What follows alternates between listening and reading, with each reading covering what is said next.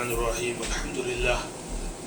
الحمد للہ وکفی وسلام علی عبادہ الذین اصطفی اما بعد فاعوذ باللہ من الشیطان الرجیم بسم اللہ الرحمن الرحیم قل لا یعلم من فی السماوات والارض الغیب الا اللہ وما یشعرون ایان یبعثون صدق اللہ العظیم۔ گزشتہ کل میں نے بتایا تھا کہ نبی کریم صلی اللہ علیہ وسلم کی ذات کے ساتھ جو 3 عقیدے ہیں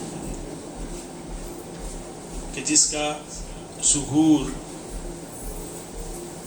1857 کے بعد ہوا، شاہ ولی اللہ کے زمانے کے بعد، ان میں سے ایک تھا نور و بشر، جس کے متعلق ہم نے بات کی۔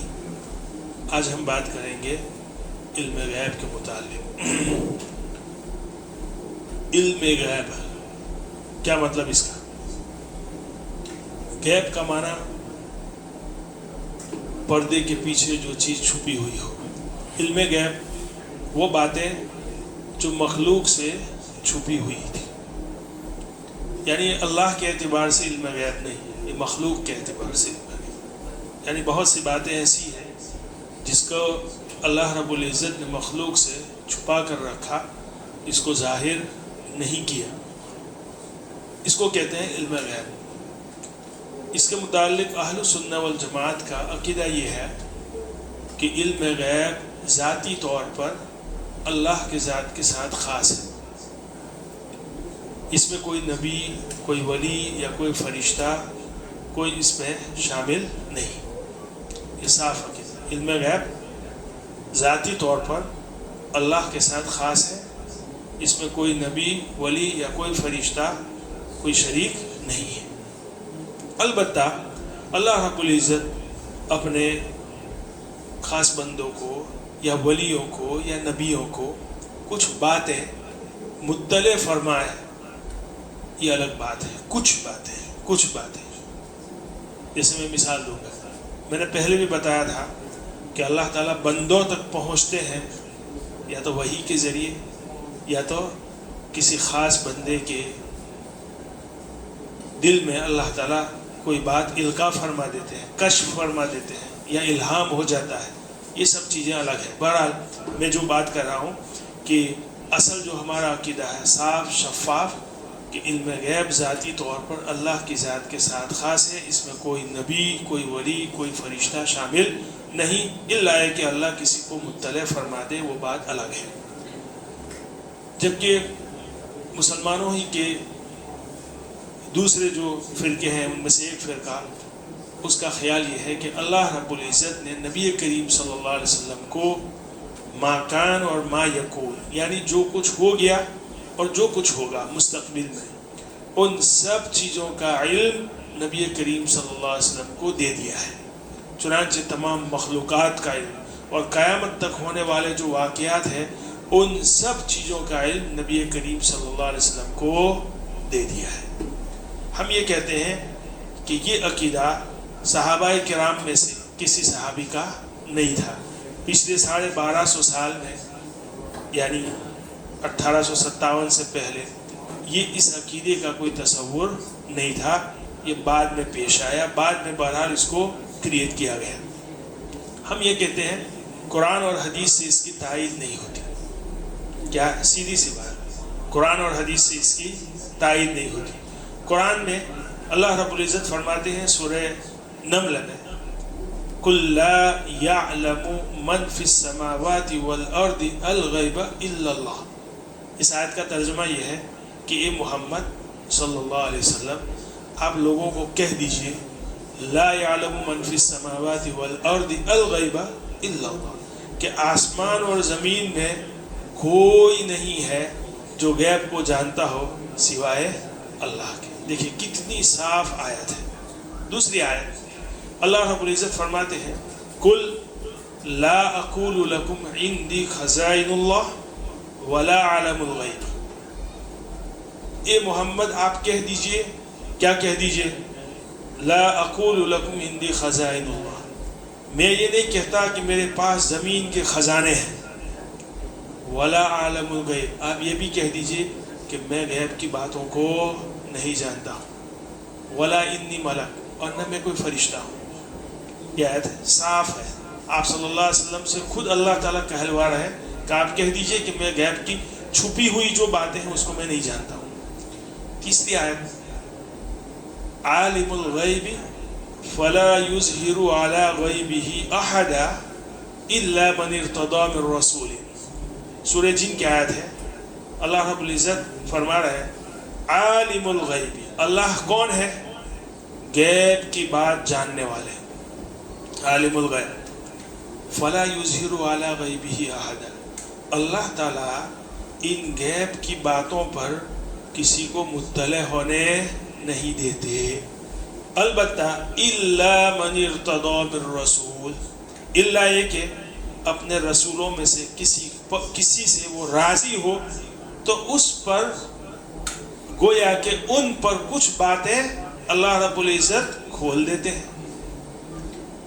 ये 3 आयतें हैं।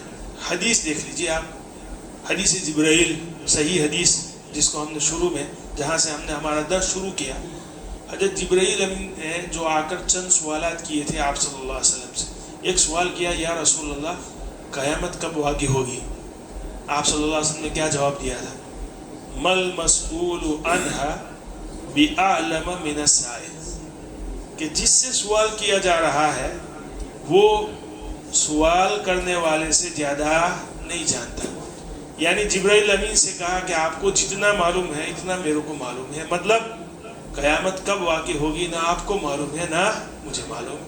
आप सल्लल्लाहु अलैहि वसल्लम को अगर गैब का इल्म होता तो वो बता देते कि क़यामत कब वाक़ई होती। दूसरी रिवायत साफ हज़रत आयशा सिद्दीक़ा रज़ियल्लाहु तआला अन्हा की फरमाती है कि अगर कोई शख्स ये कहे, देखिए ये अल्फाज की बेआईनी तर्जमा में कर रहा हूँ, अगर कोई शख्स ये कहे कि आप सल्लल्लाहु अलैहि वसल्लम को इस बात का इल्म था कि आइंदा कल क्या होने वाला है,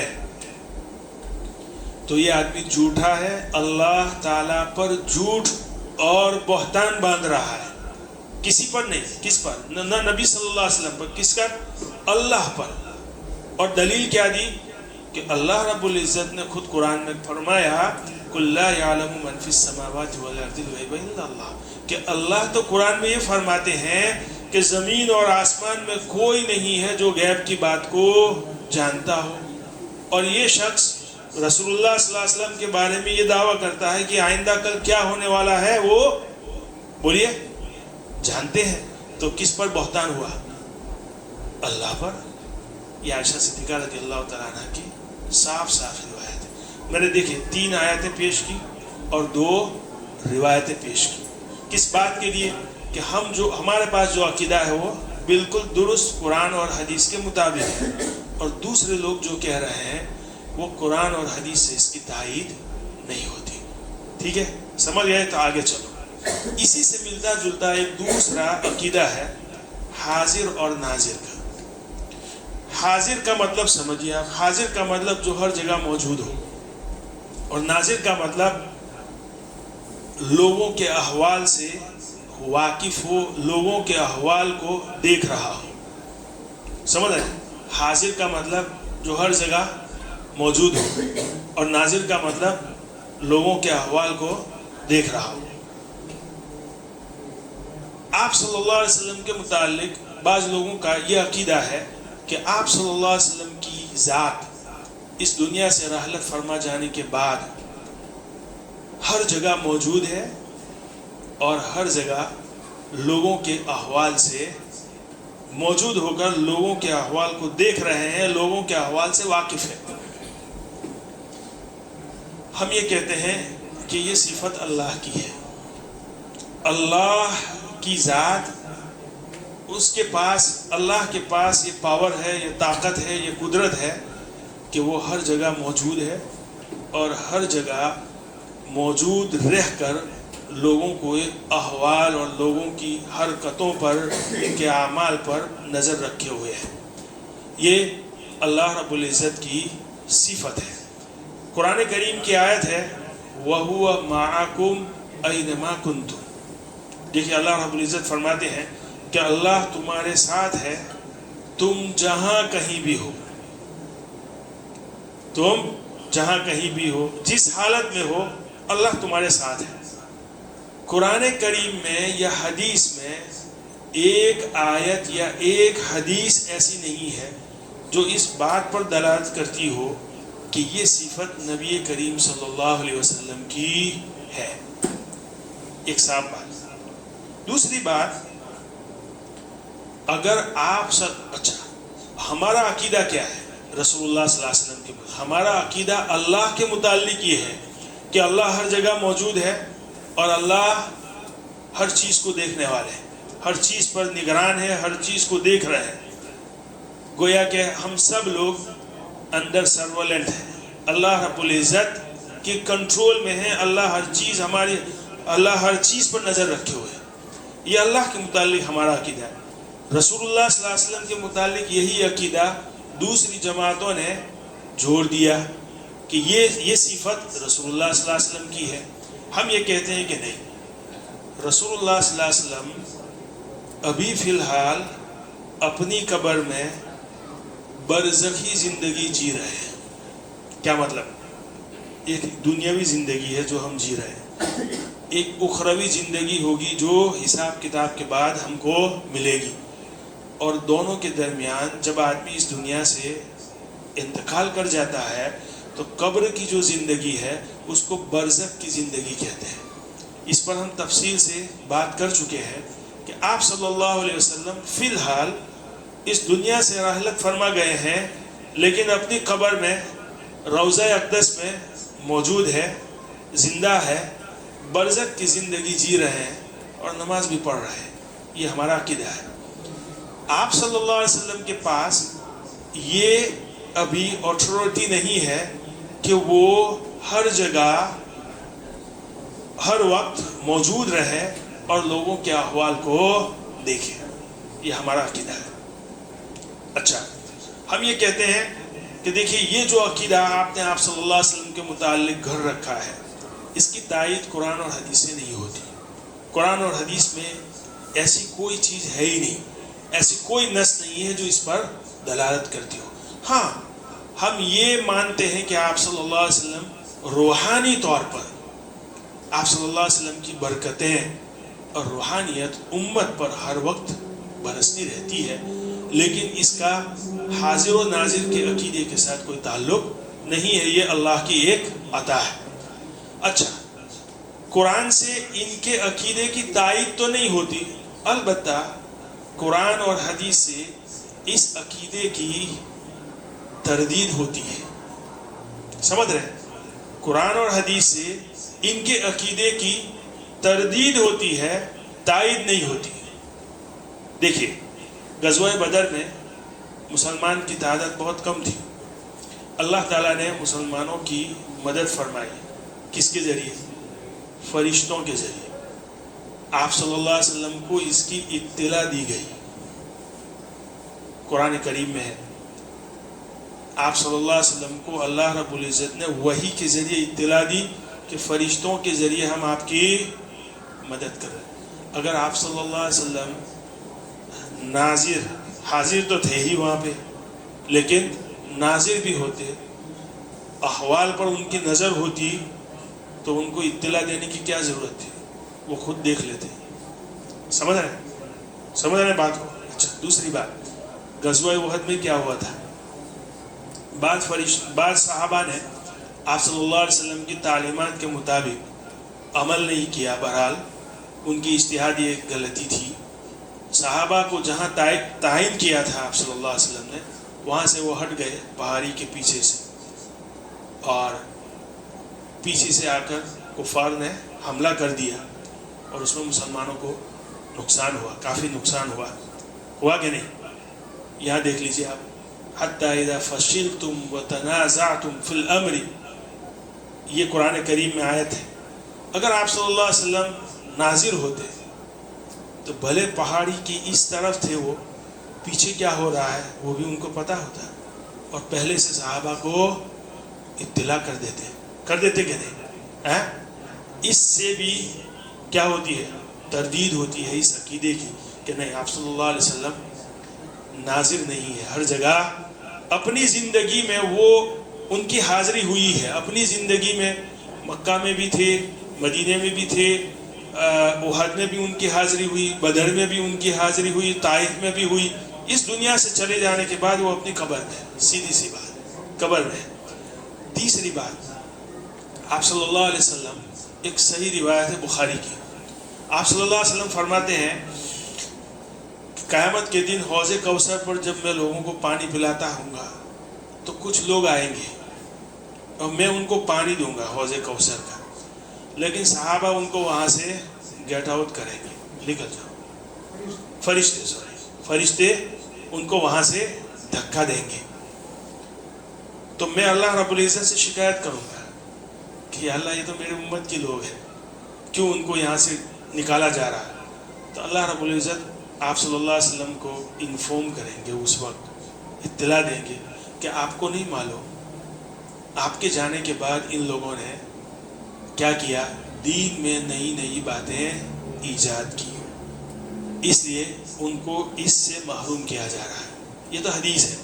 پوائنٹ کی بات کیا ہے؟ اگر آپ صلی اللہ علیہ وسلم کو فی الحال یہ حاضر اور ناظر ہے تو آپ صلی اللہ علیہ وسلم یقیناً ان لوگوں کو دنیا ہی میں جان لیتے، پہچان لیتے کہ یہ لوگ کون ہیں، دین میں نئی باتیں ایجاد کرنے والے ہیں. ان کو اس وقت انفارم کرنے کی ضرورت نہ ہوتی. سمجھ گئے؟ یہ تین میں نے دلیلیں دی. ہم یہ بات مانتے ہیں کہ آپ صلی اللہ علیہ وسلم کی روحانی برکتیں اور روحانیت جو ہے امت پر ہر وقت ہے، لیکن یہ حاضر اور ناظر کا جو عقیدہ ہے اس سے اس کا کوئی تعلق نہیں. تیسری بات، یہ دو عقیدے ہو گئے صاف شفاف، یہ ہمارے جو عقیدے ہیں وہ. تیسرا جو عقیدہ ہے کہ آپ صلی اللہ علیہ وسلم مختار کل ہے. مختار کل کیا مطلب؟ الٹیمیٹ آتھورٹی کسی کے پاس ہو، یعنی ابسولوٹ آتھورٹی، فل آتھورائزڈ پرسن، جس کے پاس فل آتھورٹی ہو. یہ کون ہے؟ اللہ کی ذات ہے. سپریم کنٹرولر کون ہے؟ اللہ کی ذات ہے. قرآن کریم سے اس عقیدے کی تائید ہوتی ہے کہ ہر چیز پر کنٹرول، ہر چیز میں تبدیلی کرنے کا حق اور رائٹ اگر کسی کے پاس ہے تو کس کے پاس ہے؟ اللہ کی ذات کے پاس ہے. ہمارا یہ عقیدہ ہے، اللہ کی یہ صفت ہے. دوسری جماعت کے لوگ یہ کہتے ہیں کہ آپ صلی اللہ علیہ وسلم بھی کیا ہے؟ مختار کل ہے. کیا مطلب؟ آپ صلی اللہ علیہ وسلم کو بھی فل آتھورٹی دی گئی ہے. اب ہم یہ کہتے ہیں کہ قرآن کریم سے دیکھیں، حدیث سے دیکھیں کہ اس کی تائید ہوتی ہے یا نہیں، کس کی تائید ہوتی ہے، کس کی تردید ہوتی ہے. دیکھیں قرآن کریم میں اللہ تعالیٰ فرماتے ہیں للہ ملک السماوات والارض، آسمان اور زمین میں ملکیت اور بادشاہت اگر کسی کی ہے تو کس کی ہے؟ اللہ ہی کی ہے. ایک آیت. دوسری آیت واللہ یفعل ما یشاء، اللہ جو چاہے کرتے ہیں اور کریں گے. ایسی کوئی آیت نبی صلی اللہ علیہ وسلم کے بارے میں نہیں ہے. سمجھ رہے ہیں؟ ایک بات.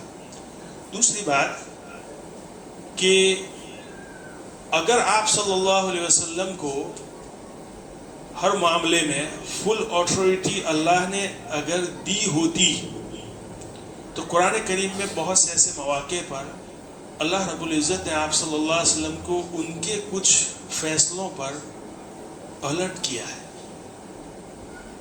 ان کو نوٹیفائڈ کیا ہے. مثال کے طور پر غزوہ بدر، غزوہ بدر میں کیا ہوا؟ 70 دشمنوں کو قتل کر دیا اور 70 یعنی 70 کفار کو قیدی بنا لیا تھا. یہ جنگی مجرم تھے، جنگی قیدی تھے. مسلمانوں کو ابھی ہجرت کیے ہوئے 2 سال ہوئے تھے. بدر کا جو واقعہ ہوا وہ ابھی تو مدینے میں وہ نئے تھے. ظاہر سی بات ہے اتنے سارے قیدیوں کو کہاں رکھنا، ان کا خرچہ، مسلمانوں کی مالی حالت بھی صحیح نہیں تھی. آپ صلی اللہ علیہ وسلم نے حضرت عمر سے اور حضرت ابوبکر صدیق سے مشورہ کیا کہ ان کا کیا کرنا چاہیے. حضرت ابوبکر صدیق کی رائے کیا تھی کہ ان سے فدیہ لیا جائے اور چھوڑ دیا جائے، کیونکہ ابھی یہ بات بھی صحیح تھی کیونکہ مالی حالت सही नहीं थी। अब जो लोग कैद हुए थे वो भी ऐसे माली तौर पर मजबूत नहीं थे, कुछ लोगों के पास कुछ भी नहीं था, तो उनको कहा कि आप मुसलमानों के बच्चों को कुछ सिखला दीजिए, ये आपका फिदिया होगा, और कुछ लोगों को बगैर पैसे लिए छोड़ दिया। हज़रत उमर रज़ियल्लाहु तआला अन्हु की राय ये थी कि उन सबको कत्ल कर दिया जाए। आप सल्लल्लाहु अलैहि वसल्लम रहमतुल लिल आलमीन थे। हज़रत अबू बकर सिद्दीक़ की राय पर उन्होंने अमल किया और कैदियों को बहरहाल तबादला कर दिया, डील कर ली, छोड़ दिया।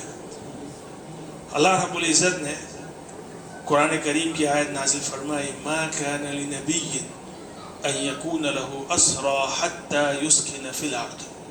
हज़रत उमर रज़ियल्लाहु तआला अन्हु की राय ये थी कि अभी मुसलमानों की हालत कमज़ोर है ताकत के एतबार से, काफिर जो है गालिब है, तो उनके 70 आदमियों को कत्ल कर दो ताकि उनका जोर टूट जाए और मुसलमान गालिब आ जाए। अल्लाह रब्बुल इज़्ज़त ने मुतनब्बे किया कि देखिए ये फ़ैसला मुनासिब नहीं था, फ़ैसला वही मुनासिब था जो हज़रत उमर की राय थी। तो फैसले को रद्द तो नहीं किया अल्लाह ने, लेकिन अलर्ट किया। अगर आप सल्लल्लाहु अलैहि वसल्लम मुख्तार कुल होते तो अल्लाह रब्बुल इज़्ज़त को ये अलर्ट करने की ज़रूरत नहीं थी।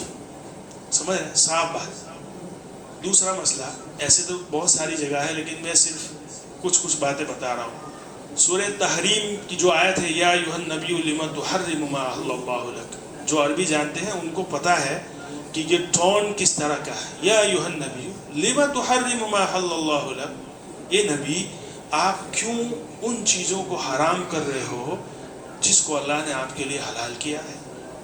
ये कोई मोहब्बत भरा कलाम नहीं है, समझ रहे हैं। ये टोन जो है ये क्या है, वॉन है, वॉन किया है। क्या है मसला, क्या था? आप सल्लल्लाहु अलैहि वसल्लम, हज़रत आयशा सिद्दीक़ा, हज़रत हफ्सा रज़ियल्लाहु तआला अन्हा, दोनों की रिवायत है, बुखारी में भी है, मुस्लिम में भी है। वो फरमाते हैं आप सल्लल्लाहु अलैहि वसल्लम की आदत शरीफा ये थी कि वो रोज़ाना रात को हज़रत ज़ैनब के घर जाते थे और हनी खाते थे, वहाँ पे पानी में मिलाकर हनी खाना, ये उनका मामूल था। आप हज़रत आयशा सिद्दीक़ा फरमाती है कि मैंने और हफ्सा ने ये मशवरा किया कि हम आप सल्लल्लाहु अलैहि वसल्लम से ये कहेंगे कि आपके मुंह से एक ख़ास किस्म की बदबू आ रही है। किस वजह से? शहद की वजह से। तो मकसद क्या था वो दूसरी बात है। हज़रत आयशा ने और हज़रत हफ्सा रज़ियल्लाहु तआला अन्हा ने आप सल्लल्लाहु अलैहि वसल्लम से ये कहा कि देखिए, आप जब वो हनी शहद जो है खा कर आए, कहा कि आपके मुंह से ये बदबू आ रही है। तो आप सल्लल्लाहु अलैहि वसल्लम ने उनकी दिलजोई के लिए, उनको खुश करने के लिए ये कहा, कसम खा ली कि अब से मैं शहद नहीं खाऊंगा। एक तो एक वाक़या है। दूसरा वाक़या ये कि आप सल्लल्लाहु अलैहि वसल्लम की एक बांदी थी मारिया किब्तिया, उसको आप सल्लल्लाहु अलैहि वसल्लम ने हज़रत ज़ैनब के घर रखा था, जिस पर हज़रत ज़ैनब नाराज़ हो गई। तो आप सल्लल्लाहु अलैहि वसल्लम ने, देखिए तो बांदी थी, बांदी से जिमा जो है आका के लिए जायज़ था उस वक्त।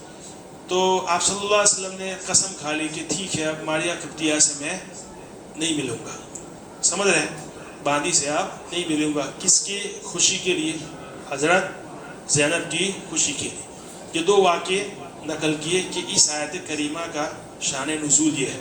अल्लाह रब्बुल इज़्ज़त ने आप सल्लल्लाहु अलैहि वसल्लम को वॉर्न किया कि देखिए, जो चीज़ अल्लाह ने हलाल की है वो अपने जौज़ात की खुशनुदी के लिए, उनको राज़ी करने के लिए आप अपने ऊपर इसको हराम कर लें, ये बात मुनासिब नहीं है। अगर आप सल्लल्लाहु अलैहि वसल्लम फुल ऑथोराइज होते तो आप सल्लल्लाहु अलैहि वसल्लम को ये नोटिफिकेशन न दी जाती, ये अलर्ट न किया जाता। समझ रहे मेरी बात? बहरहाल इससे मालूम होता है कि हमारा जो अकीदा है कि मुख्तार कुल अल्लाह की ज़ात है, आप सल्लल्लाहु अलैहि वसल्लम के साथ ये सिफत को जोड़ना, ये अल्लाह की सिफत के साथ एक किस्म का शिरक है। अल्लाह रब्बुल इज़्ज़त हमें सही समझ अता फरमाए। व आखिरु दावाना अल्हम्दुलिल्लाहि रब्बिल आलमीन।